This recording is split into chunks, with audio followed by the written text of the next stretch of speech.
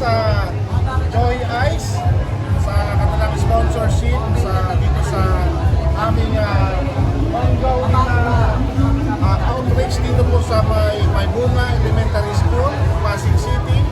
At in behalf of the Fraternal Orders of Eagles, National Capital Region 100 at sa pamumuno ng aming governor na si Atty. Casil. Ako po si Arnold Marquez, ang presidente ng Sea Eagle Manila Eagles Club, na nagpapasalamat po sa Joy Ice sa kanilang suporta. Maraming salamat po. Sana ay hindi pa po ito ang huli nating pagkikita. Marami pa po tayong pagsasama. Sa ngayon po ay napakaraming bata at pati matanda ang nasayahan po at isa ang kanilang sinasabi na masarap daw ang Joy Ice at may mga nag-isip na rin po mag-franchise. So maraming salamat, Joy Ice.